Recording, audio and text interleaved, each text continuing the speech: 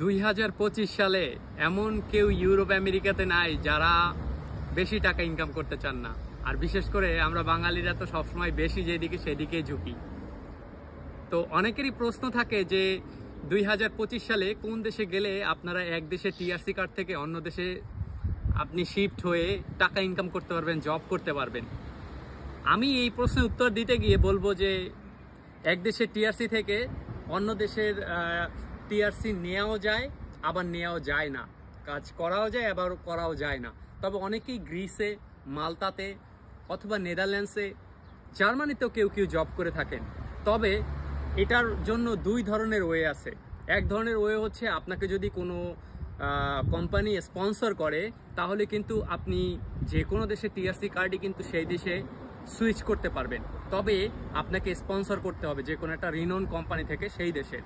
কিন্তু এর পেছনে আরও একটা সমস্যা হচ্ছে, যেটা আপনাকে যিনি স্পন্সর করবেন সেই কোম্পানিকে কিন্তু আগে হচ্ছে জব, যে ওদের দেশের যে জব পোর্টাল আছে সেখানে দেখাতে হবে যে এইখানের জন্য যে স্কিল লোক লাগে সেটা সে সার্কুলার দিয়েছে বাট পায়নি, তার জন্যই সে অন্য দেশ থেকে একটা লোককে তাদের সেই দেশে সেই কাজের জন্য নিয়েছে।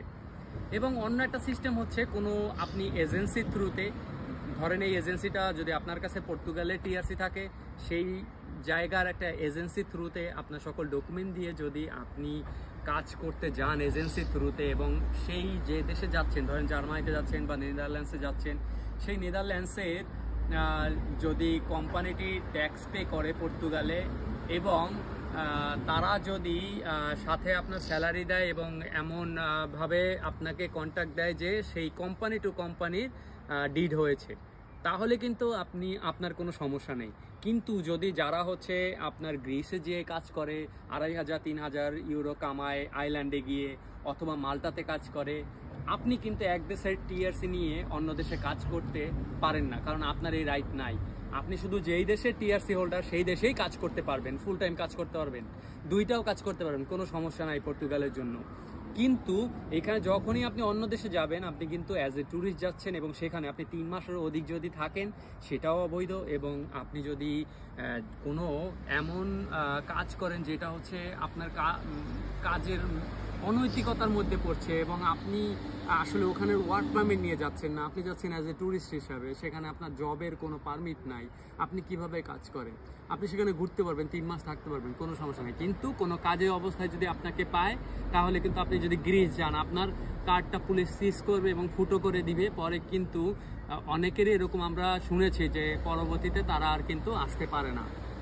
সো আপনি প্রপার ওয়েতে যদি কোনো এজেন্সি থ্রুতে অ্যাপ্লাই করেন, তাহলে কিন্তু আপনি অন্য দেশে কাজ করতে পারেন এবং ভালো অ্যামাউন্টের টাকা উইথড্র করতে পারেন পার মান্থ। কিন্তু আপনি যদি একা একা কাজ করেন কোনো কিছুর থ্রুতে, সেটা বৈধ হবে না এবং আপনার কিন্তু পরবর্তীতে টিআরসি রিনিউ হবে না যে দেশে টিআরসি আপনি বর্তমানে আছেন, এবং আপনি কিন্তু অনেক বড় সমস্যায় পড়বেন। সো সবাই ভালো থাকবেন, টেক কেয়ার।